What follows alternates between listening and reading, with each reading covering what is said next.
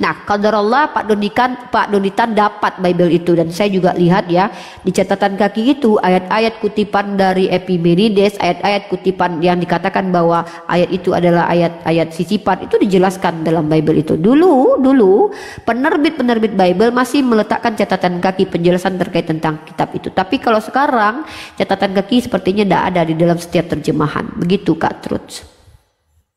Oh, jago dari saya. Kenapa Kak Truth? Lebih jago dari saya, Alkitabnya di luar kepala. Ya, saya membaca Bible ya, karena menurut saya ada keasikan tersendiri baca Bible. Yang pertama adalah saya ingin memahami bagaimana teman-teman Kristen memahami ayat-ayat yang bagi saya ini ya mohon maaf ya, karena saya muslim tidak logik ya. Contoh seperti dalam perjanjian lama, Tuhan berfirman dalam hati. Kalau Tuhan berfirman dalam hati, siapa yang mendengarkan Tuhan berfirman dalam hati? Jangankan Tuhan berfirman dalam hati, manusia berkata-kata dalam hati, tidak ada yang bisa dengar. Tapi kenapa bisa tertulis firman Tuhan dalam hati? Ini kan menjadi pertanyaan secara epistem, nanti metodologi yang digunakan penulis Bible ini sehingga bisa tahu bahwa Tuhan berfirman dalam hati begitu begini itu apa. Nah, jadi dalam ranah diskusi ini yang bisa kita diskusikan adalah sesuatu yang ilmiah, sesuatu yang empirik. Tapi kalau masalah imani, Roh Kudus, spiritual ya, itu tidak perlu kita diskusikan. Pegang sendiri, letakkan di kotak dogma. Itu urusan masing-masing. Nah, tapi yang kita diskusikan adalah konsep yang bisa dikaji secara universal, yang bisa diuji secara universal. Contoh konsep ketuhanan. Ketika ada konsep ketuhanan, konsep trinitas, pertanyaannya adalah konsep ini adalah produk apa? Produk Alkitabiah atau produk pemikiran manusia? Kalau dia produk pemikiran manusia, kita harus tahu siapa orang pertama sekali yang mencetuskan produk fikir ini. Yesus. Kalau memang Yesus mengajarkan konsep ini, di manakah dia mengajarkan hal ini? Oh, murid-murid Yesus. Di manakah murid-murid Yesus pernah mengajarkan konsep Trinitas? Karena kalau kita merujuk kepada kitab Tanakh orang Yahudi, bahkan orang Yahudi sendiri, bentar, nanti Anda jawab. Tidak ada satupun orang Yahudi yang mengenal konsep Trinitas. Itu fakta. Sebelum terangkat ke surga, Yesus katakan, jadi baptislah mereka sama Bapa dan Anak dan Roh Kudus, dan jadikanlah semua bangsa muridku. Oke, saya tanggapi. Jadi Tritunggal itu memang tidak tersurat, itu tersirat. Nah, oke, saya tanggapi. Ketika kakak mengatakan bahwa Tritunggal itu tidak tersirat tapi tersurat, atau dia bukan eksplisit tapi implisit, artinya tidak tersurat tapi tersirat. Ya, oke. Dia tidak tersurat tapi tersirat. Artinya butuh penalaran manusia, bukan, untuk memahami bahwa ini adalah konsep Tritunggal. Yesus betul? Katakan itu di situ yang Yesus katakan itu sudah Tritunggal itu. Sebentar. Kakak sudah jawab. Orang pasti akan berpikir, wah ini yang dimaksud Yesus kok ada tiga ya, berarti Gini ada loh. tiga pribadi. Bentar, ketika Gitu. Yesus mengatakan baptislah dalam nama Bapa, Putra dan Roh Kudus, dari mana orang Kristen mengatakan artinya Tuhan itu ada tiga? Dari Tuhan mana satu. artinya ada tiga nama? Dari mana itu Pribadinya bisa dikatakan? tiga. Iya. Apapun nanti pemahaman Anda kita kupas tuntas. Maksud saya ketika ada pernyataan Yesus, di situ Yesus mengatakan, baptis dalam nama Bapa, Putra, Roh Kudus, jadikan semuanya muridku. Di situ tidak ada Yesus berkata bahwa Allah itu tiga, Bapa, Putra, Roh Kudus, maka jadikan semua hambaku. Baru jelas, baru saya katakan, oh iya gara-gara itu ya. Tapi ketika saya, bahkan dalam Islam, tunggu, saya jelaskan. Maksudnya gimana? Tuhan satu nih, bukan tiga. Tuhan satu. Yang tiga apa kalau begitu? Bapa, terputus-putus Kak Truth pas berbicara itu hilang-hilang signalnya. Jadi begini nih, tiga pribadi, satu hakikat kealahan. Oke, berarti yang tiga apa? Pribadinya Bapa, Roh Kudus. Pribadi ini pribadi yang memiliki kepribadian yang berbeda atau memiliki kepribadian yang sama? Berbeda. Nah, yang satu apa? Yang satu apanya? Iya kan? Satu hakikatnya kealahan. Bagus. Pribadinya dan kepribadiannya 3. Tapi satu hakikat Yang satu kealahan. Apanya? Hakikat kealahan. Hakikat Oke, kealahan. saya bawa analogi. Bapak Yesus bukan? Itu oneness kalau mempercayai bahwa No, kita lagi nggak bilang ini oneness atau tidak. Saya lagi menguji cara memahami Tritunggal menurut kakak, biar kita tahu kakak ini masuk kemana. Bapak itu dan Yesus satu hakikat kealahannya. itu sudah 3 kali kakak sebutkan ke saya. Saya tahu itu. Iya. Trea personae uno substansi. Kata trea diambil dari perkataan Plato. Oleh Tertullian ini muncul. Pertanyaan saya kemudian adalah, apanya yang satu, apanya yang 3? Kakak sudah jawab. Pribadinya 3, kepribadiannya juga 3 dan berbedakah? Lihat teman. Kakak mic-nya terputus-putus. Kakak terputus-putus. Jadi kita tidak jelas mendengarkan di sini. Teman-teman harus pahami ya, antara pribadi dengan kepribadian itu sama dengan ya enggak, kakak di sini kita putus-putus dengarnya. Antara pribadi dan kepribadian itu sama seperti yang disifati bersama sifat. Ya, pribadi dan kepribadian ini satu, bukan berarti pribadi dan kepribadian ini adalah entitas yang dipisahkan. Iya, kakak putus-putus saya dengarkan di sini. Nah, tidak ada pribadi yang tidak memiliki kepribadian. Iya, kakak putus-putus saya dengarkan di sini. Coba tanya yang lain. Kak Francisca, dengar Kak terus putus-putus atau tidak tadi? Kak Francisca. Kak Francisca cantik. Jadi begini. Nah, ya coba benarkan dulu duduknya, Ya, lanjut. Jadi 3 pribadi, satu kehakikatan. Nah, satu hakikat dia. apa gitu. Itu dia trea personae iuno substansi itu Kak Trud. Nah, saya bawa ke ranah analogi. Konsep Tritunggal saya bawa ke ranah analogi. Saya akan buktikan bahwa Anda menyembah kepada banyak Allah, ya. Lord Oreo, Uniriva, Kiki, satu hakikat, tapi 3 pribadi. Apa hakikat kami? Manusia. Satu hakikat kami, tapi kami 3 pribadi. Ada berapa manusia yang saya sebutkan Kak Trud? Coba ulang. Lord Oreo, Unirif, Kiki adalah satu hakikat 3 pribadi. Lord Oreo bukan Unirifa, Unirifa bukan Kiki, Kiki bukan Lord Oreo, tapi kami satu hakikat. Apa hakikatnya? Manusia. Pertanyaannya, ada berapa manusia yang saya sebutkan?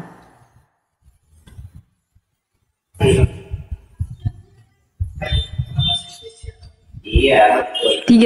Tiga manusia. Terima kasih. 3. Bapak, 3 ya. Bapa, Putra, Roh Kudus itu satu hakikat. Hakikatnya Allah. Tapi Bapa bukan Roh Kudus bukan anak, anak bukan Bapa. Maka ada berapa Allah yang saya sebutkan? Maaf. Ulang-ulang nih. Bapa itu satu hakikat. Hakikatnya Allah. Iya. Tapi mereka 3 pribadi dan 3 kepribadian. Pertanyaan saya, ada berapa Allah yang saya sebutkan? 1. Ini kenapa kalian menggunakan standar janda. Ketika hakikat manusia kalian katakan 3 manusia, berfungsi pemikirannya. Ketika hakikatnya Allah, 1 Allahnya. Nah, iya. padahal analoginya sangat Allah sama. Dan beda. Saya tidak menyamakan Allah dan manusia. Allah dan manusia beda.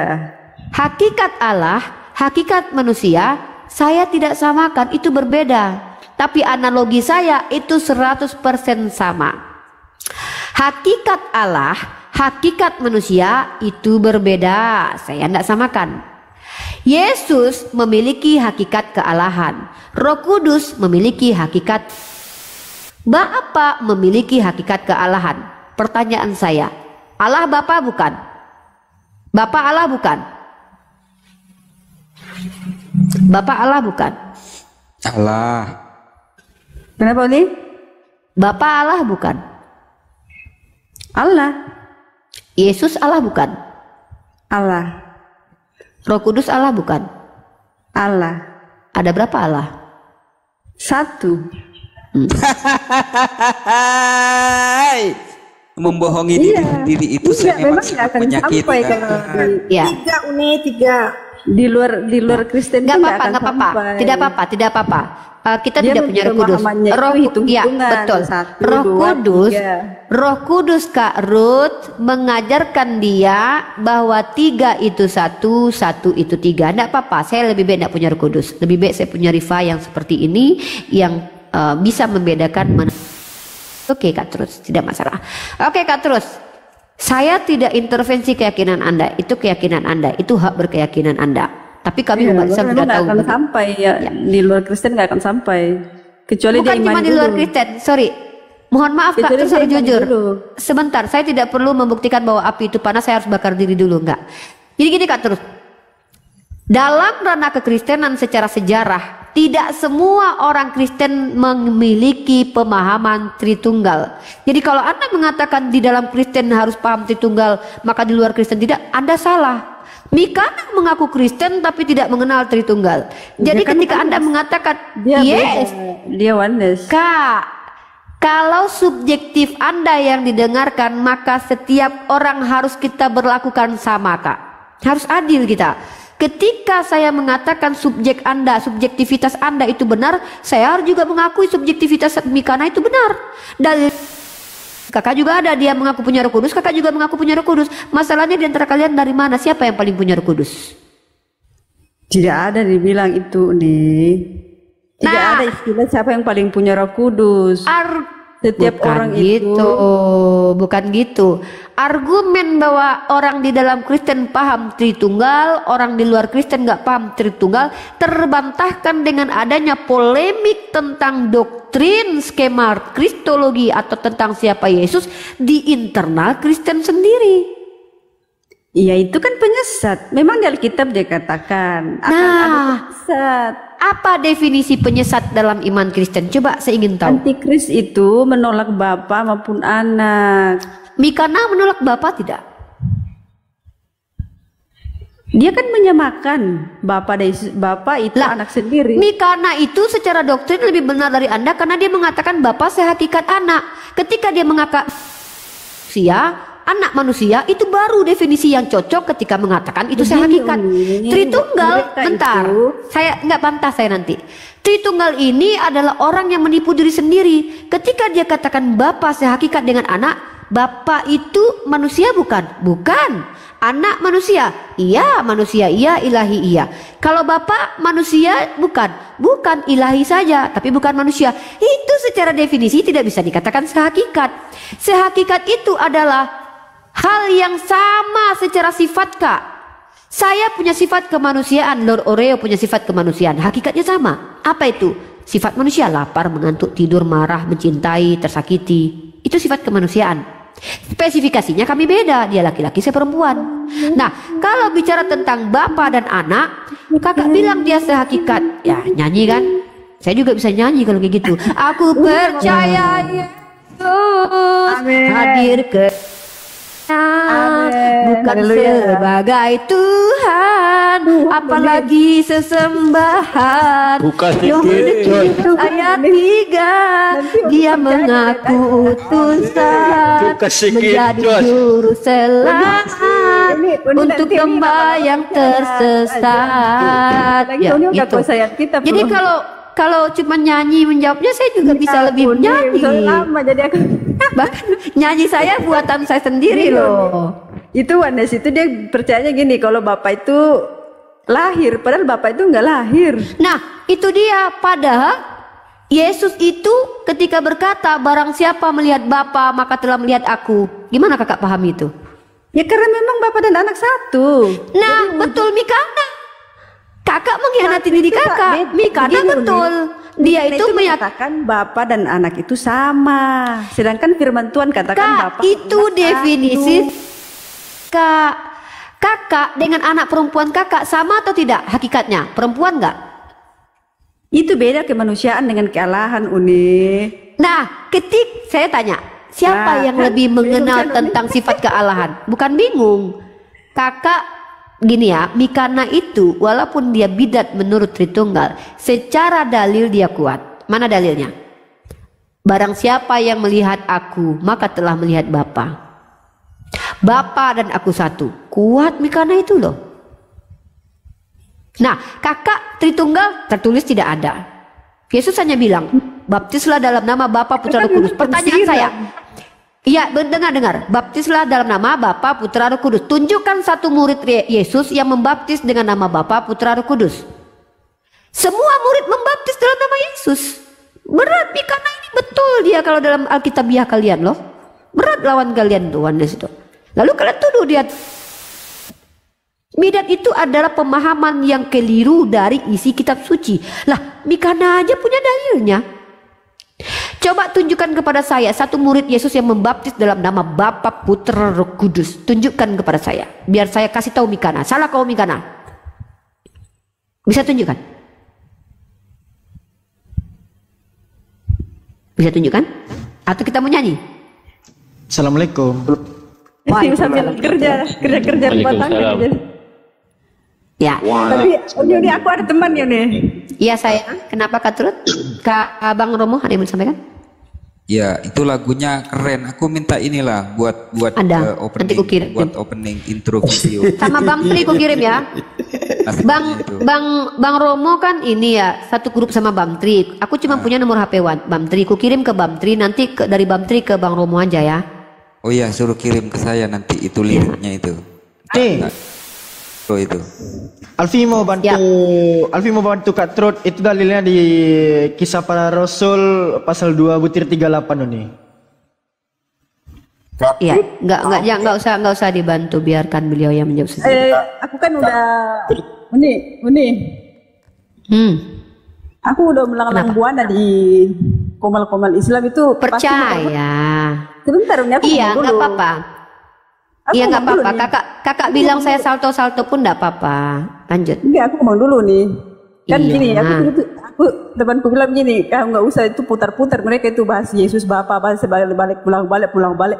Jadi mending nggak usah bahas Yesus itu Tuhan, karena mereka nggak akan masuk, nggak akan nyambung. Oh gitu ya sudah. Batrut boleh bicara. Jadi saya mau ada kegiatan rumah tangga nih, mau ada bersih-bersih dulu. Oh ya. Batrut tahu nggak sejarah doktrin Trinitas itu? Kapan? Itu bukan doktrin, aku udah bilang tadi, itu sejak penciptaan saja itu sudah ditahu itu. Gimana? Doktrin Tritunggal Trinitas itu sejak kapan tahu nggak sejarahnya? Itu bukan doktrin, itu memang tersirat. Jadi memang orang-orang kan nggak apa-apa Pak dosen nggak apa-apa. Itu bukan doktrin. Iya, nggak apa-apa. Kita maklum kok. Iya betul. Kakak Trut tahu apa arti doktrin? Sebelum Kak Trut turun, diulang sekali lagi dong dengan itu gayanya yang tadi. Aku percaya Yesus. Aku punya lagu juga nih. Udah jangan Kak Trut, lagunya tumbang Kak Trut. Bagus Neripa. Pasti bahagia dalam hidupnya Yesus. Oh kami pula lagu Muni Trut. Iya betul bagus itu. Lagunya itu betul. Betul. Nyanyikan itu. Siapa yang cinta pada nabinya, kata dia. Berarti Yesus nabi. Iya, ya, semua sandangnya Tuhan, Nabi, nah, Rasul, Guru, coba saya tanya, dengan membunuh Yesus di tiang salib, membiarkan dia mati di tiang salib, bertepuk tangan atas kematian dia di tiang salib, itu termasuk penjawatan cinta atau kebencian? Siapa yang tepuk tangan ini? Kalian setiap Natal itu ngerayain apa? Kematian Yesus kalian ngapain? Itu bukan... Siapa yang menikmati? Ketika Yesus mati, yang menikmati kehidupan itu dosanya tertebus saya atau Anda? Itu beribadah peringatan kematian dan Desember kelahiran. Itu bukan. Kalau Anda ada waktu Yesus disalib, Anda termasuk yang menyalibkan Yesus karena dosa Anda tertebus, atau orang yang menghalang-halangi Yesus disalib? Anda pilih yang mana? Itu tidak bisa dijawab pertanyaan itu. Itu sudah Oke, kalau gitu saya ganti. kehendak Allah. Itu Menurut sudah Anda, jalan Yesus ceritanya mati seperti itu kebaikan atau keburukan? Yesus mati itu kebaikan atau keburukan? Ada dua makna. Kalau zaman itu, Apa maknanya? kenapa Yesus Coba. disalib? Karena Yesus menyamakan dirinya dengan Saya Allah. tidak sedang bertanya alasan dia disalib, itu jauh sekali panggang dari api. Saya bertanya, ketika Yesus disalib itu menurut Anda itu sebuah kebaikan atau keburukan? Siapa yang cinta pada nabinya, dia kan bahagia hidup di dunia. Nabi Yesus, kaulah junjunganku, Nabi Yesus junjunganku, aku cinta sampai mati, Nabi Yesus aku cinta. Makanya aku gak rela. Itu karya Allah. Penjiwaannya itu nggak sangat bisa luar dibilang biasa. kebaikan keburukan. Itu sudah karya Allah. Lah, Bang Romo mantap Bang Romo lagunya. Sama aja. Penjiwaannya luar biasa loh. Wasallam. berarti- siapa yang mengangkat dia sebagai nabi dalam gua? Dalam gua itu kan gelap. Siapa yang mengangkat dia sebagai nabi coba? oke, baik. Nabi Muhammad tidak diangkat dia dalam gua menjadi nabi. Nabi Muhammad itu Dia sudah kan memiliki dalam 4. gua. Siapa yang Bentar mengangkat dia sebagai dulu. nabi? Rasulullah itu tidak di dalam goa diangkat. Beliau itu sudah memiliki ciri-ciri kenabian yang disebut dengan irhas semenjak beliau dari kecil. Ada perjalanan panjang beliau ketika beliau hendak berdagang. Beliau itu dinaungi oleh sebuah awan. Itu adalah tanda-tanda ciri-ciri kenabian. Maka beliau menjadi seorang nabi itu bukan berarti diangkat manusia jadi nabi kemudian di gua, bukan. Beliau itu memang sudah dipersiapkan menjadi nabi, kemudian beliau menerima risalah kenabian itu di gua Hira itu, kemudian risalah kerasulan ketika beliau sedang berselimut. Nah, jadi Nabi Muhammad ini adalah manusia yang sejak semula persiapkan menjadi seorang nabi seperti Yesus. Makanya barang siapa yang mencintai nabi. Ada nabi dari Arab Uni, semua nabi dari Israel. Loh, siapa bilang? Ya Siapa iya. bilang? Siapa yang mengatakan Bileam seorang nabi itu adalah dari Israel? Obaja. William siapa? Siapa yang mengatakan Obaja? Siapa yang mengatakan Ibrahim orang Israel? Tidak bisa, Kak Trud. Semua klaim Anda dibantah oleh perjanjian lama. Semua tuduhan kalian di-counter oleh Bible. Nggak bisa lari. Saya nggak pintar, Kak Trud. Tapi yang memenangkan saya adalah karena memang Islam itu berada di kebenaran. Apa hujah Kak Trud yang benar dari tadi? Saya tanya, di mana Tritunggal adanya? Kakak jawab, jadikanlah semua bangsa muridku. Yesus cuma disuruh jadi murid. Kemudian baptislah dalam nama Bapa Putra Roh Kudus. Mana muridnya yang baptis menggunakan nama Bapa Putra Roh Kudus? Maka Mikana Lagi ini kita tanya aja nih, ini kalian pasti nggak bisa Nggak. jawab. Teladan Rasulullah Shallallahu Alaihi Wasallam itu di mana teladannya gitu? Oke. Pasti nggak bisa jawab kalian. Michael H. Hart menuliskan salah satu manusia paling berpengaruh di dunia adalah baginda Rasulullah Muhammad SAW. Di kampus Harvard atau Oxford itu tertulis di situ hadis Nabi, bukan kasihi musuhmu. Itu kurang teladan apa Nabi kami Muhammad SAW? Apa yang membuat Selesai dulu orang ngomong baru kau jawab terus. Sabar Kak Fauziah, sabar Kak kan Fauziah. pengaruhnya apa bagi Kalau dia? mereka tantrum, Selesai dulu orang ngomong baru kau jawab. ya kalau mereka tantrum itu wajar. Kalau kita tantrum itu tidak wajar. Lanjut. Sabar. Karena Gini ini kan Kak Trud. panjang nanti jelasinnya, jadi aku Kak potong Trud. langsung dulu. Host di mute. Nggak apa-apa. Jadi kita gini loh, men-trigger Roh Kudus itu gampang. Membuktikan seseorang punya Roh Kudus atau tidak, kita tunjukkan kesabaran kita. Maka mereka akan menunjukkan kebosanan mereka. Begitu. Kalau memang dari awal dia sudah menunjukkan bahwa dia tantrum, Anda tahu sendiri bagaimana, teman-teman tahu sendiri bagaimana saya diskusikan. Saya lebih bertanduk daripada yang bertanduk. Tapi dari tadi Kak Trud tidak menghujat, dia santai. Maka cara menunjukkan bahwa dia betul-betul punya Roh Kudus, ya kita tunjukkan kesabaran kita, begitu. Nah, sekarang kita back to topic. Teladan Nabi Muhammad SAW. Ketika Yesus hadir ke dunia, perbudakan tidak berhenti. Nabi Muhammad hadir, perbudakan berhenti. Karena kata Rasulullah, siapapun yang melakukan kesalahan maka hukumannya adalah tebus budak-budak itu. Perlahan-perlahan perbudakan hilang. Lalu Rasulullah Muhammad SAW mengajarkan bahwa pernikahan itu menggunakan mahar. Pertanyaan saya, ketika ada pernikahan dalam gereja, di mana Yesus tauladankan untuk kalian menikah di gereja itu? Ketika Rasulullah SAW mengatakan bahwa Ketika kalian tidur, miringlah ke kanan. Ada jurnal ilmiah yang mengatakan tidur memiring ke kanan menyebabkan kematian. Ketika Rasulullah SAW mengatakan minumlah sambil duduk, adakah jurnal ilmiah yang mengatakan ketika orang minum sambil jongkok maka dia akan cepat mati? Adakah yang mengatakan ketika ada halaqah atau ada zigot yang mirip seperti lintah padahal beliau belum memiliki alat bernama USG? Adakah jurnal ilmiah yang membantah apa hujah dari baginda Rasul? Kalau Anda mengatakan Nabi kami tidak memiliki tauladan, itu hak Anda sebagai Kristen karena Anda memang tidak percaya. Tapi kenapa Anda tidak coba membantah pernyataan dari Michael Hart yang menuliskan Nabi saya adalah orang berpengaruh di dunia, nomor 1 diletakkan, bahkan Yesus tidak tahu di mana posisinya. Nah, kemudian tauladan Nabi Muhammad SAW dalam berperang. Dalam berperang tidak boleh memutilasi, dalam berperang tidak boleh membunuh perempuan dan anak-anak, dalam berperang tidak boleh menghancurkan sinagog dan juga gereja, dalam berperang tidak boleh melakukan aksi-aksi tidak terpuji seperti yang dilakukan oleh tentara salib, memperkodok orang-orang yang zaman itu, bahkan darah sampai setinggi tumit, tumit atau tumit lah kurang lebih pada waktu perang salib. Itu tauladan dari Nabi kami. Ketika berperang saja Nabi kami berikan tauladan, apalagi tauladan Nabi Muhammad SAW ajarkan anak laki-laki kalian berpanah, berkuda dan juga berenang. Coba kalian yang memanjakan anak laki-laki kalian bertransformasi dia jadi tukang make up. Ini Nabi kami soundingkan supaya kalian membedakan mana laki-laki mana perempuan. Pisahkan ketika mereka sudah berumur 7 tahun. Lalu apa kata Nabi saya? Perempuan harus lebih memiliki rasa malu ketimbang laki-laki. Kenapa? Karena salah satu cabang iman itu adalah rasa malu.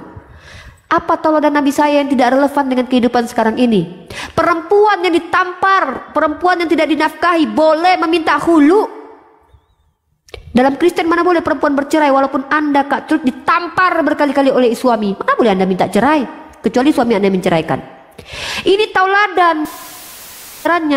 Lalu Nabi saya juga mengajarkan bahwa perempuan itu boleh menjadi pengajar. Dicontohkan oleh istri beliau Sayyidah Aisyah menjadi ulama untuk banyak ulama. Perempuan dalam Kristen, apa kata Paulus? Aku tidak mengizinkan perempuan untuk mengajar. Sayyidah Aisyah yang umurnya 12 itu atau yang mana? Aisyah yang mana? Hadis tentang Sayyidah Aisyah bahwa beliau menikah umur sekian-sekian tidak mempengaruhi pernikahan beliau. Tidak ada satu nas pun yang mengatakan Sayyidah Aisyah menjadi orang tersiksa dengan pernikahannya, sebagaimana terjadi kejadian kepada Hipatia, seorang wanita yang adalah filsuf belajar, seorang wanita yang pintar dari kalangan Yunani, yang dikupas kulitnya oleh orang gereja atau biarawan. Kalau di poligami bisa kan sunnah Rasul. Boleh kalau suami saya mau. Anda tertawa ketika tidak ada ajaran poligami yang dijalankan oleh Yakub, dijalankan oleh Abraham, dijalankan oleh Daud. Anda tertawa padahal Anda tidak mampu menghentikan ketika membeli perempuan lewat micet lalu tidur dengan mereka tanpa sepengetahuan Anda. Anda tidak bisa menghalangi itu karena Anda tidak mungkin ikut kemana suami Anda pergi. Dalam Islam, poligami adalah salah satu solusi karena umat Islam dilarang berzina. Kecenderungan bahwa laki-laki itu kecenderungannya menikmati perempuan itu Allah tetapkan dan Allah sebutkan zuyyina linnasi hubbu syahawati minan nisa. Tanya sama suaminya Kak Francisca, dia suka laki-laki atau perempuan? Tanya sama suami Anda, dia suka laki-laki atau perempuan? Tanya sama setiap laki-laki yang normal ya. Mereka suka laki-laki atau perempuan. Kecenderungan ini menyukai perempuan itu Allah yang tetapkan kepada laki-laki. Itu kenapa banyak terjadi perselingkuhan di dunia maya, karena banyak suami-suami yang memiliki rasa cinta di usia-usia 30-40, sementara istri yang sudah terbiasa menikah dengan dia tak mau lagi dandan depan suaminya. Maka banyak laki-laki yang memiliki will. Jangankan laki-laki, perempuan. Jadi apa? Natur manusia yang ada diri manusia tak bisa dibantah oleh manusia. Maka Islam, karena Tuhan kami ini menciptakan manusia, dia tahu porsinya manusia, dia tahu laki-laki seperti apa, maka ada solusi supaya kalian tidak terjebak dalam dosa. Diizinkan berpoligami daripada kalian menyakiti perempuan-perempuan yatim. Maka nikahilah 2, 3 atau 4 kalau kalian mampu. Kalau kalian tidak mampu, maka kata Allah nikahilah satu saja. Ada saran dalam iman Kristen, nikahilah satu saja untuk jemaat awam. Kalau memang poligami adalah sebuah keharaman, maka Anda mengatakan Abraham itu pezina.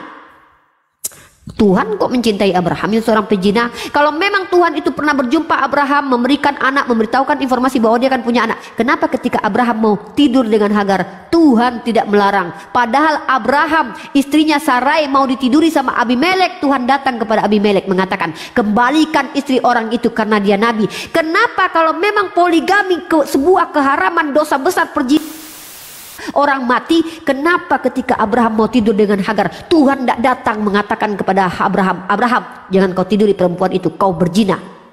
Kalau memang poligami ada sebuah keharaman dalam iman Kristen.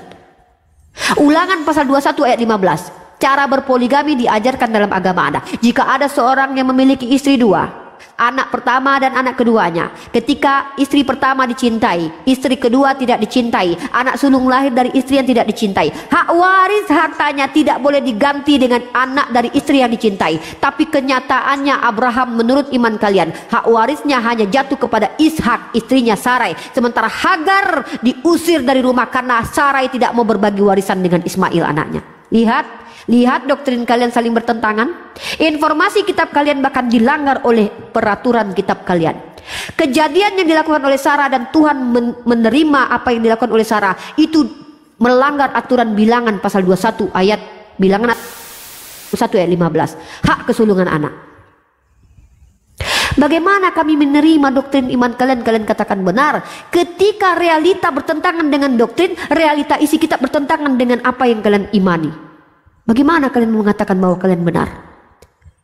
Sejak kapan ada larangan berpoligami dalam Bible Anda? Tunjukkan kepada kami kebenaran itu, bukan dengan asumsi. Tapi begini Uni, seandainya saya jadi pendeta, seandainya saya jadi orang Kristen, maka kemungkinan saya bisa menikahi 50 perempuan, 100 perempuan. Saya akan menikahi perempuan banyak-banyak gitu. Karena Yesus tidak melarang poligami. Itu ajaran Yesus. Yesus tidak pernah melarang poligami gitu. Kalau saya jadi pendeta, wah saya akan menikahi mungkin 50 istri, 100 istri. Boleh di dalam Kristen. Kenapa? Karena tidak ada larangan untuk berpoligami. Yesus tak pernah melarang poligami. Dor, selamat datang di kebenaran. Jadi teman-teman Kristen yang terhormat, yang kucintai, Kak Truth, kakak adalah seorang wanita. Saya tahu, jangankan suami, tas kakak saja kakak tidak rela berbagi. Saya tahu itu natur kita sebagai perempuan. Tapi natur kita dengan laki-laki berbeda. Nah, dalam Islam poligami itu bukan sebuah kewajiban kakak. Tapi poligami adalah salah satu jalan. Daripada terjadi sesuatu yang membuat Allah murka, maka ada jalan. Makanya dalam ayat itu, dalam surah An-Nisa itu, tentang poligami itu, diawali dalilnya. Daripada kalian berlaku zolim kepada anak yatim, ya, zaman dulu itu, di zaman era Nabi Muhammad, banyak orang-orang Arab itu menikahi anak-anak yatim, lalu mengambil hartanya dan anak yatim ini ditelantarkan. Kedudukan anak yatim dalam Islam sangat mulia, Kak. Bahkan mengusap kepala anak yatim bisa menghapuskan dosa. Bayangkan. Nah, Allah sangat mencintai. Itu hal yang wajar, karena mereka dibesarkan tanpa ayah. Bukan kehendak mereka. Karena Allah yang tetapkan, maka Allah tentu lebih sayang kepada mereka. Maka barang siapa yang menyantuni anak yatim, maka pahalanya sangat luar biasa. Barang siapa yang menyakiti, begitu juga dosanya sangat luar biasa. Tapi dari ini dia nggak kayak kemarin, ada saya kemarin ya, itu ngomongnya goblok. Dia nggak bagus gitu, ngomong kasar. Kalau ini tergantung. Kalau ini dia ini nggak. Kenapa suaranya bergetar, Kak Truth? Santai saja di sini, santai. Lagi jalan. Suara yang bergetar gitu. Romo, lu jangan framing ya. Gue lagi jalan dari dapur. Kita cintai Kak Truth ya. Romo ini main framing lu. Enggak. Saya di sini, Kak Truth tidak pernah menghujat sama manusia. Ya, kalaupun Kak Truth itu salah paham. Tapi saya nggak tahu sebelumnya karena saya baru pertama kali. Ini bagus loh, dia ini nggak ngomong kasar dia. Tergantung saya. Kalau yang saya ada metode komparasi namanya. Metode komparasi ini adalah kita mencoba berlaku sebagaimana lawan diskusi kita. Nah, ada kemarin itu yang masuk Bililin. Bililin itu saya maki-makian sama dia. Kenapa? Karena dia membuat sebuah cara yang kalau saya contohkan maka dia akan merasakan, oh ini yang saya lakukan. Itu namanya mirroring atau metode komparasi. Saya sangat menghargai Kak Francisca, Kak Truth di sini. Di depan saya saat ini kalian tidak pernah menghujat. Dalam Islam itu niat jahat seseorang tidak bisa dihakimi. Kejahatan itu disebut kejahatan ketika telah terlaksana. Contoh, ketika kakak menghujat Nabi saya, itu baru sebuah penistaan. Maka saya tidak perlu mencari kata-kata kotor untuk menghina Yesus karena saya terlarang untuk itu. Saya cukup bacakan kitab kakak. Maka inilah metode yang diajarkan kepada saya, bahwa saya harus ud'u'il rabbika bil hikmah.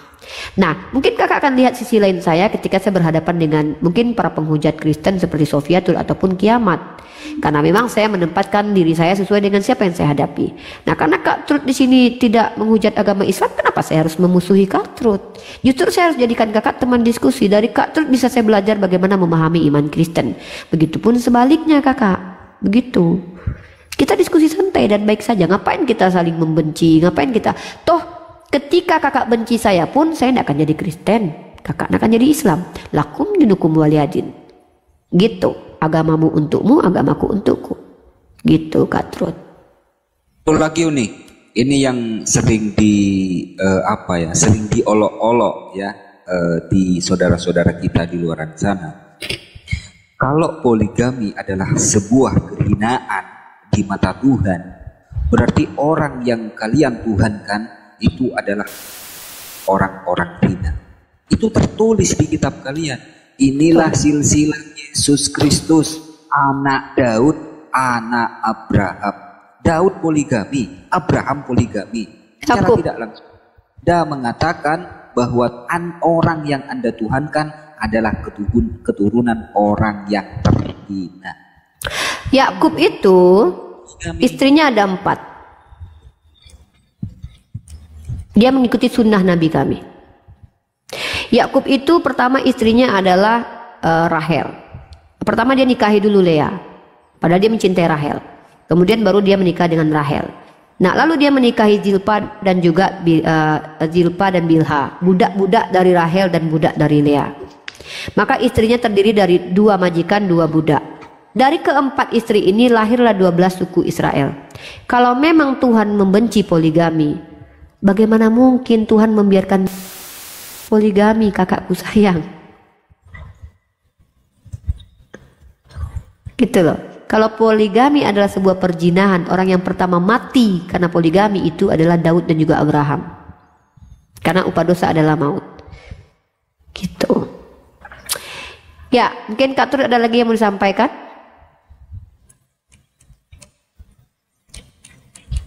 Ada kakakku yang mau disampaikan? Kak Truth tinggal di mana? Di Singapura? Kak Truth. Kak Truth, jangan nangis, jangan ngambek dong.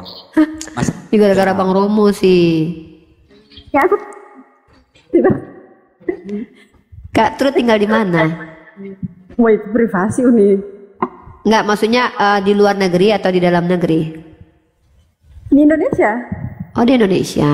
Ya udah. Iya. Kirain tadi kakak lagi di Singapura. Enggak lah. Salam kenal ya, sehat-sehat selalu. Iya. Oke Uni. Iya, ada lagi yang mau ditanyakan. Yesus memberkati. Masih ini kakak, masih mau bahas poligami lagi kakak. Iya kan, itu imannya Muslim kan, sama aja. Ya udah. Iya, imannya Islam itu kan. Ya, oke. sehat selalu ya. Sehat terima selalu kasih, buat Yesus Kak memberkati. Truth. Tuhannya Yesus Kak. Gini. Iya, Tuhan Yesus kan Bapa di sorga, Pak. Iya, Tuhannya Yesus. Karena kalau Yesus saja masih diberkati, kenapa saya harus kepada Yesus? Bang Lebih Zuma baik saya bilang begini, kepada. saya menyembah Tuhannya Yesus. Aku tanya Tuhannya Yesus siapa, dia nggak mau jawab-jawab. Bapa di sorga kan Tuhannya Yesus sudah. Iya, betul. Ya, Bapa di surga yang tidak pernah terlihat, tidak pernah terjewantahkan, tidak muat di bumi. Kalau seandainya turun semua dunia akan terbakar. Dalam kitab Tawarikh dituliskan begitu. Itulah adalah esensi yang sama yang diperkenalkan oleh Musa, Abraham dan juga Nabi Muhammad sallallahu alaihi wasallam. yang dijabarkan dalam 1 Timotius pasal 6 ayat 16, tidak ada yang dapat melihat Bapa, tidak ada yang bisa mendatangi tempatnya, karena memang dia pun tidak bisa mati, karena memang tidak ada manusia yang dapat melihat dia. Itulah esensi yang sama yang diimani oleh umat Islam. Kalau memang kita percaya bahwa Tuhan itu seperti itu, mari kita berpegang teguh dalam kalimat yang sama atau kalimatun sawa. Nah, jangan dikhianati. Tapi ketika kalian mengatakan Tuhan kami tidak terlihat, kalian bilang Tuhan kalian terlihat. Maka inilah saya mengajak Kak Trud untuk kembali ke kitab sucinya, pengajaran Yesus bahwa kehidupan kekal hanya mengenal hanya satu-satunya Allah yang ada di surga, bukan Yesus yang ada di bumi. Karena Yesus juga katakan jangan memanggil siapapun Bapa di muka bumi ini, hanya satu Bapamu dia di surga. Tapi kalian membapakan Yesus, kalian membapakan Paulus, maka kalian tidak mengikuti ajaran dan Yesus. Anak satu, iya. Jadi Mikana ini. Satu, bukan sama. Mikana kan sama dia. Nah, kalau Mikana itu bukan sama Bapa dan Yesus, ya itu orang yang sama, orang yang Kalau bagi saya Bapa dan Anak berbeda pribadi, tapi satu hakikat. Gitu. Nah, itu kembali Kakak itu politeis. Politeus.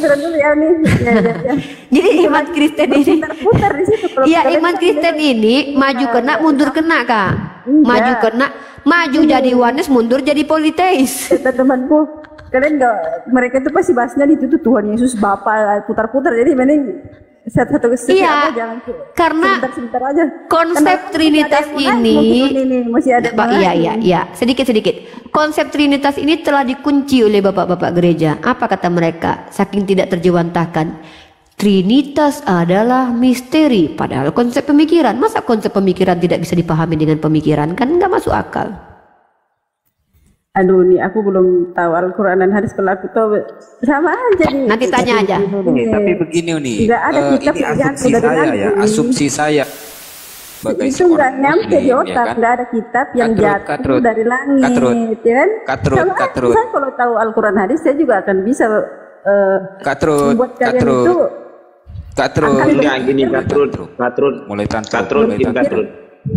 Katrud, dari mana sumbernya bahwasanya Al-Quran itu turun dari langit, gedebuk dari langit? Dari mana sumbernya? Saya tanya di komal-komal sebelah yang bahas. Berarti cuman hanya modal telinga. Makanya saya belum berarti cuma modal telinga. Hadis. Nggak usah keras-keras, Bang Hasan, nggak usah keras-keras, Bang Hasan. Halo, halilintar, hale. Assalamualaikum untuk saudaraku seiman. Yang tak seiman, salon di blender. Kak Syah, izin Kak Syah. Ya nggak usah. Dari tadi kita ngomong dulu sama ini Yesus ya, makanya jangan banyak makan babi. Jadi otaknya itu seperti babi sih, mau nyuruh. Maaf Kak Syah. Ya, Bang Kiki turunkan. Maaf ya, saya tidak sepakat dengan cara seperti itu. Kak Syah tadi Trud tidak menghujat, Anda naik Trud langsung menghujat. Maaf Kak Syah, saya tidak sepakat dengan cara Anda. Mohon maaf.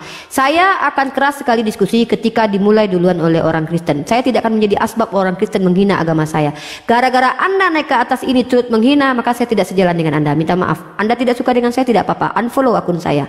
Lebih baik saya kehilangan saudari muslim yang menjadi asbab Allah saya dihina, Nabi saya dihina, agama saya dihina, ketimbang saya menyaksikan saudaraku muslim sendiri menjadi asbab orang yang tadinya tidak menghujat agama saya jadi menghujat.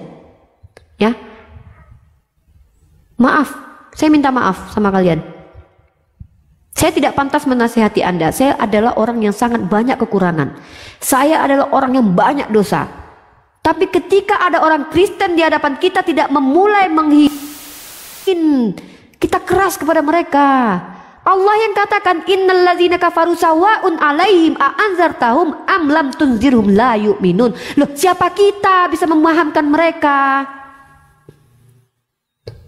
Kenapa kita harus keras kepada mereka? Rasulullah diperintahkan berlemah lembut kepada mereka. Barang tentu kalau seandainya Rasulullah keras, mereka akan tinggalkan agama Islam. Mereka tidak akan mau kenal Islam.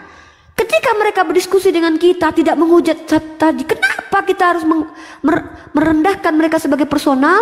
Mereka juga punya harga diri, mereka juga punya ego. Tadinya mereka tidak menghujat, gara-gara kita mereka menghujat. Apa yang perlu dibanggakan dari kita? Astagfirullahaladzim.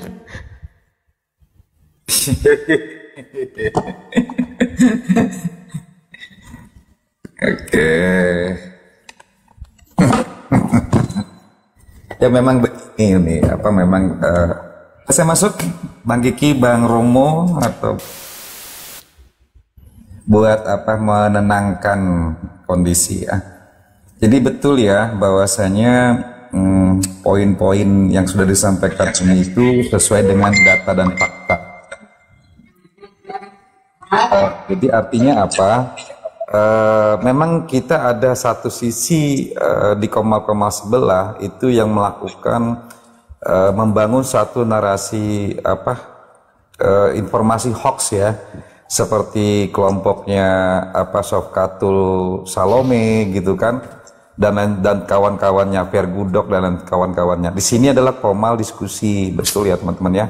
Artinya memang teman-teman Oten yang ingin bertanyalah yang baik, berbasis data, bukan hanya mendengar dari Komal-Komal sebelah. Karena Komal-Komal sebelah itu kalau bicara asal bunyi gitu kan, asal bunyi. Saya ketrigger banget Pak dosen. Nas banget loh jantung saya loh. Selamat siang Ibu, selamat siang. Saya juga mau sebentar aja mau turun, jadi saya sampaikan buat Ibu. Jadi saya sangat hormati Ibu. Apologet dari Muslim, apologet dari orang Kristen harus seperti Ibu ini. Ibu ini sangat cerdas. Tidak boleh. Tidak boleh kamu menyalahkan maki-maki Islam, tidak boleh maki-maki orang Oten, tidak boleh. Harus orang cerdas adalah seperti Ibu ini. Cari kebenaran itu yang mana, diskusi dengan aman, diskusi dengan baik, supaya orang lain juga bisa mengerti. Kalau maki-maki tidak boleh. Di dunia ini tidak ada orang yang di dunia ini tidak ada orang yang benar. Semua itu punya kekurangan, semua itu punya kesalahan. Ya. Jadi bagi orang-orang Muslim, bagi orang-orang harus cerdas seperti Ibu ini. Jadi karena gini loh. Ya, sedikit. Masukkan semua itu saya. Masukkan saya semua itu. Salam kenal ya. Iya, salam kenal dari NTT. Saya orang NTT. Siap Bang, siap. Jadi saya mau turun Ibu ya. Ya, silakan. Ya, terima kasih Pak Siluan, terima kasih. Kenapa saya terlalu emosi begitu ya? Ada perbedaan ketika Oten yang lebih dulu menghujat, walaupun itu menyakitkan, tapi kita tahu siapa mereka. Allah sudah sampaikan siapa mereka. Allah sudah beritahu kepada kita. Mereka tidak akan pernah senang. Itu ada dalilnya. Dan kita harus tahu juga, kita tidak bisa menyamakan setiap orang. Makanya saya punya definisi, bahasa itu Oten itu oknum Kristen. Kawan Kristen adalah mereka yang beragama Kristen dari lahir, senegara dengan kita, bertoleransi dengan kita, tidak menghujat agama Islam, tidak tanya tentang agama Islam untuk menambah wawasan, bukan untuk menghujat atau mencari permusuhan dengan Islam. Mereka bagi saya adalah kawan Kristen. Mereka teman diskusi. Bu Trut tadi boleh dikatakan teman diskusi. Kak Francisca boleh dikatakan teman diskusi. Tapi kalau penghujat seperti kiamat itu baru Oten, oknum Kristen. Kenapa saya masih menggunakan kata oknum? Saya masih berada di Indonesia. Saya masih di negara ini. Ya, saya tidak memiliki kebencian khusus terhadap ajaran Kristen. Karena itu keyakinan yang diizinkan di Indonesia. Islam mengajarkan saya, kalau ingin ikuti Allah, ikuti Rasul saya. Kalau ingin diikuti Rasul, ikutilah ulil amri saya. Ulil amri saya adalah pemimpin-pemimpin saya yang membuat undang-undang bahwa Kristen adalah salah satu agama yang dibolehkan untuk diimani. Lalu apa hak saya melarang kalian jadi Kristen? Tapi dalam perang pemikiran, dalam ranah dialektika, dalam ranah diskusi, saya menanggapi pernyataan kalian, konsekuensi dari pernyataan kalian. Nah, dari tadi tidak ada saya dengarkan penghujatan. Kita santai, kita tenang. Sangat disayangkan, walaupun kita tidak usah bahas lagi. Mohon maaf, itu mungkin beliau juga ke-trigger ya, kita maafkan saja. Saya juga bukan siapa-siapa gitu. Gara-gara itu Bu Trut yang tadinya tidak menghujat langsung kencing onta. Lalu kita dapat apa? Kan kita tidak bisa biarkan betul. Ya, mohon maaf. Jadi saya tidak sepakat dengan itu ya. Kenapa saya sangat ke-trigger sekali tadi itu saja mungkin. Ya, jadi ayo kalau mau diskusi baik-baik. Tapi kalau kalian mau adu bacot sama saya, ayo, saya juga mampu kok. Bahkan saya berapa kilometer per jam, Pak dosen, kecepatan bicara saya? Ya 80 km per jam lah cukup. 80 km. Dan itu mungkin minimal bisa sangat-sangat sedikit kesalahan ketika dalam bernarasi. Betul. Ya. Itu bakat itu. Jadi kalau kalian mau adu bacot sama saya, naik ke sini, saya bisa model bacot. Ayo. Tapi karena yang di hadapan saya tadi nggak model bacot, maka saya nggak model bacot. Gitu. Ya mungkin ke-trigger teman tadi tuh. Teman kita trigger karena ada Bani typing Oten yang memang ini akhirnya ke-trigger dari typingan gitu kan, memprovokasi. Jadi betul ya teman-teman ya. Artinya gimana? Di dalam diskusi berbasis akademik itu yang paling utama adalah intellectual question, kecerdasan intelektual, ya kan, itu poin utamanya. Dengan kecerdasan intelektual tadi, seperti unit Ripa contohkan, dengan berbasis data, semua akan lebih sangat rasional gitu kan, dibandingkan asumsi-asumsi liar atau informasi-informasi hoax yang dibangun oleh komal-komal sebelah, yang dibawa ke subhatannya tadi ke komal ini.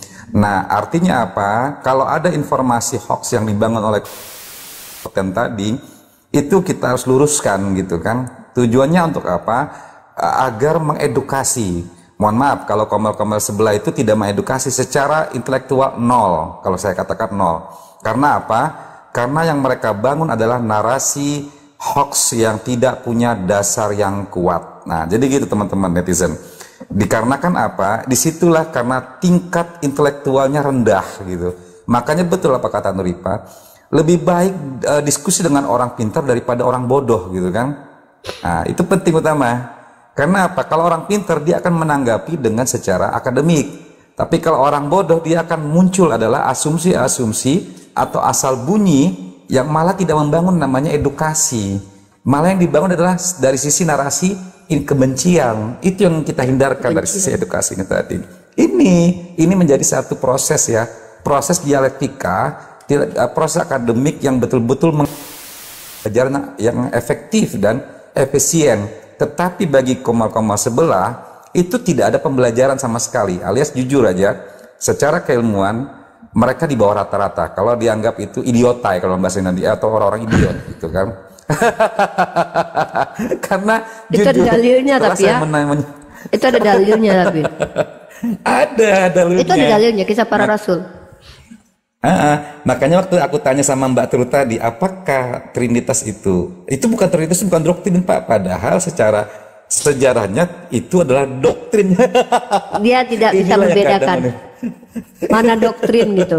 Padahal dia sudah bilang itu tersiratnya ada, kata dia, dan suratnya tidak ada.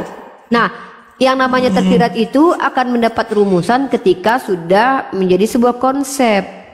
Nah, konsep itu adalah perspektif pembuat konsep. Ketika itu disondingkan kepada manusia dan wajib diterima, itu doktrin. Dia bilang itu bukan doktrin, tapi ya itu nggak apa-apa. Nggak, maksud saya begini. Justru gini ya, saya berusaha untuk begini. Ketika kita lihat ada teman-teman kita Kristiani, dia tidak menghujat di hadapan saya. Mohon maaf ya, kalau Anda bilang dia menghujat di sana sini, itu nggak di hadapan saya.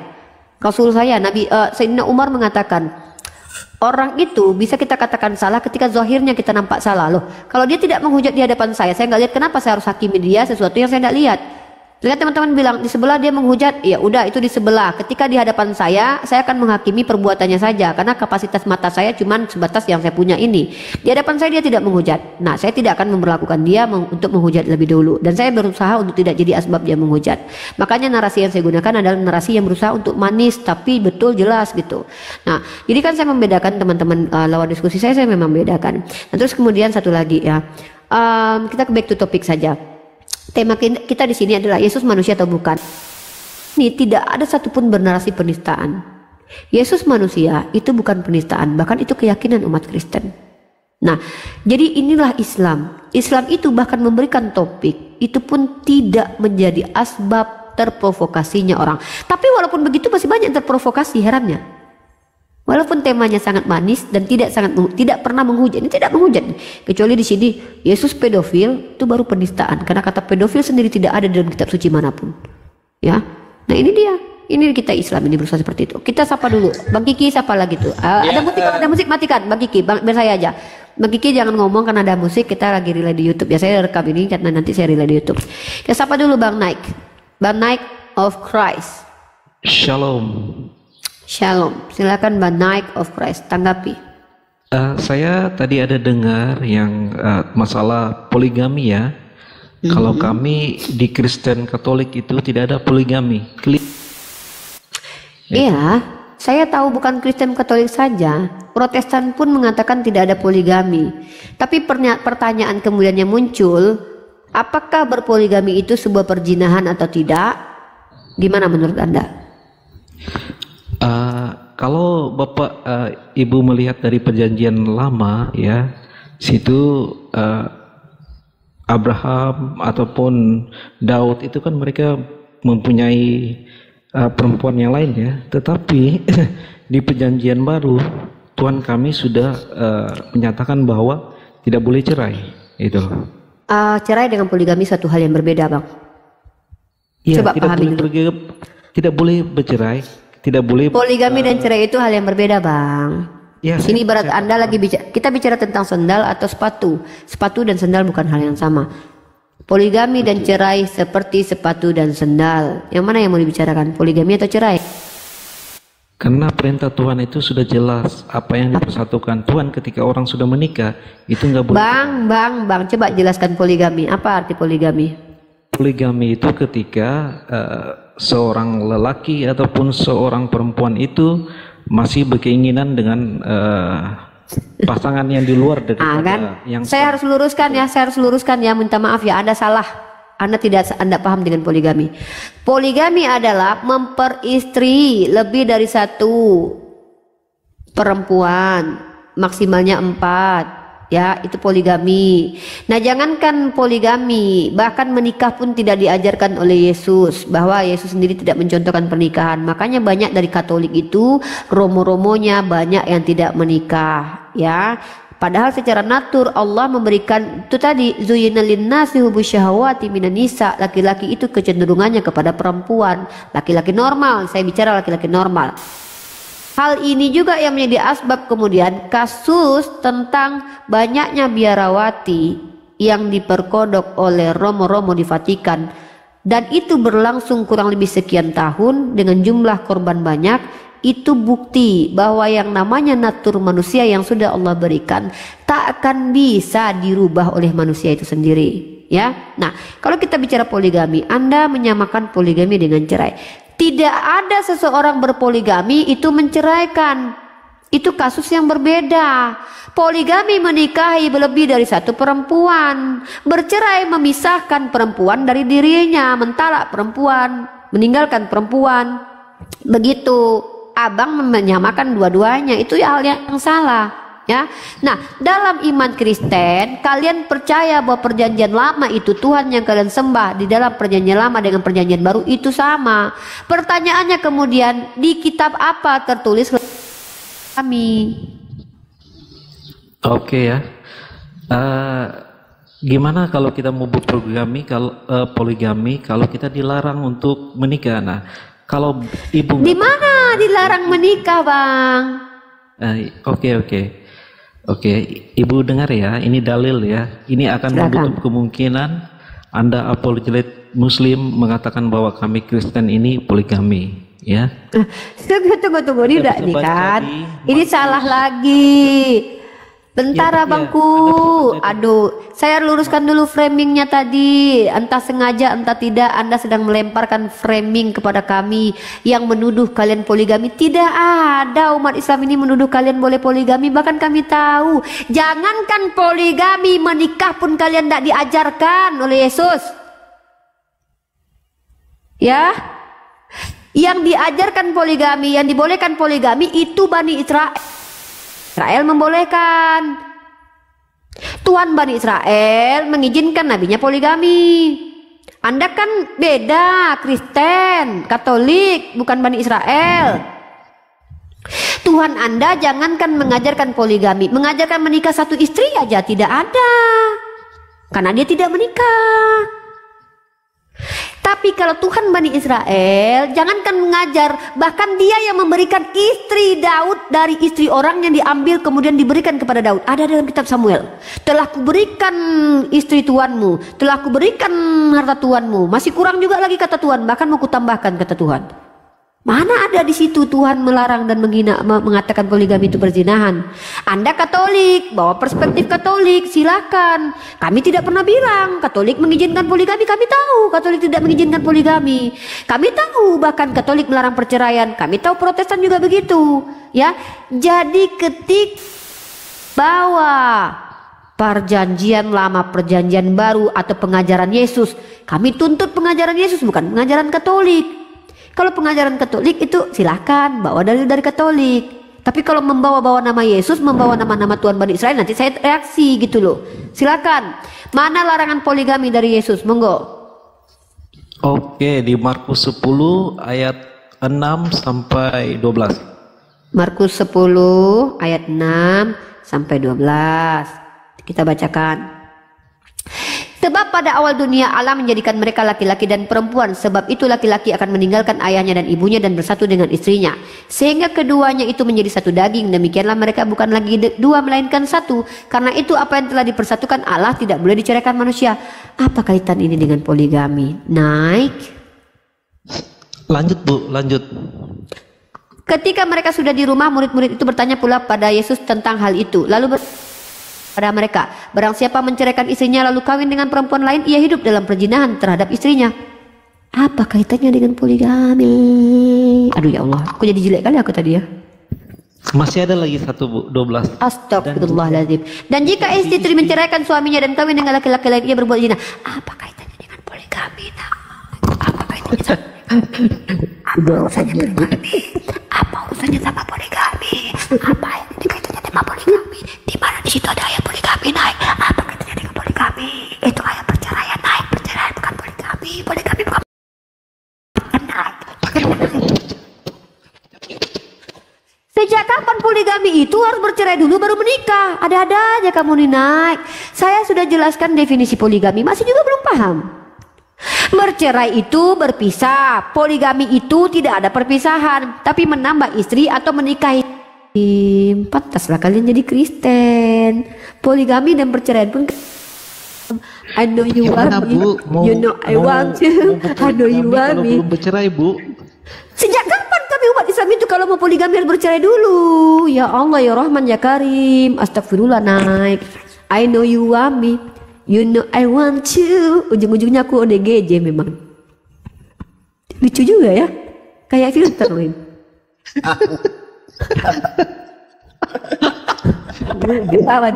Ketawa dia kan.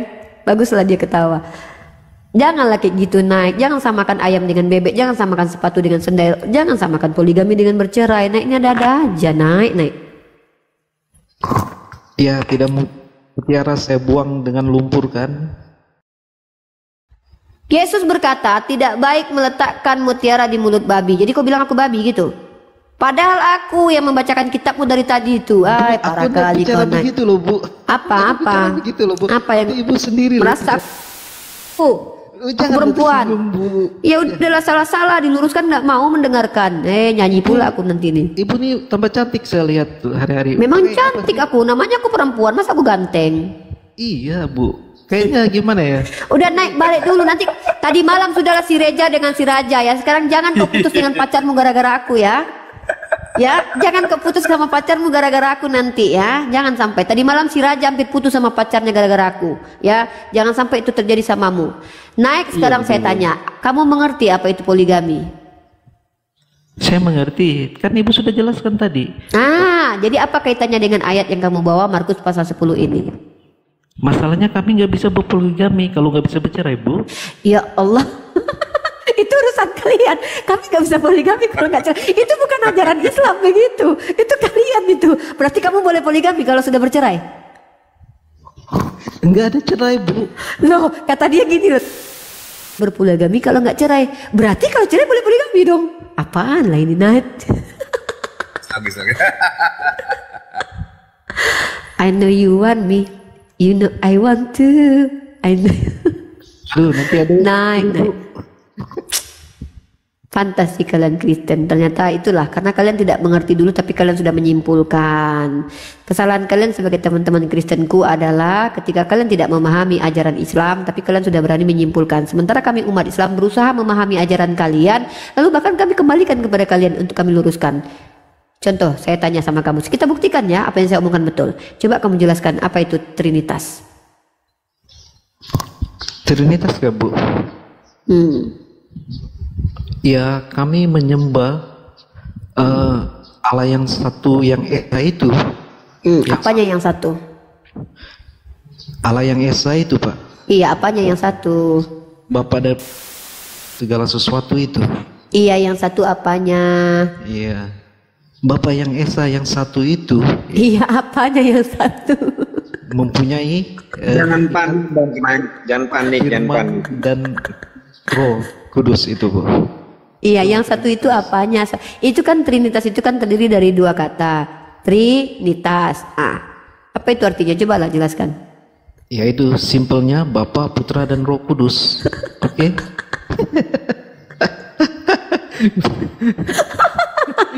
Bapa, Putra, Roh Kudus itu satu atau tiga? Satu, Pak. Satu apa? Satu apa? Satu dalam keesaannya, Pak. Iya, satunya satu esa gitu. Dalam keesaannya satu. Iya. Yang tiga apanya? Tidak tiga, satu, Pak. Yang Bapa, Putra, Roh Kudus itu ada. Iya, satunya satu apa? Satu keesaan. Esa itu artinya apa? Ya itulah Bapa yang sumber itu, Pak. Bu. Sumber terang itu.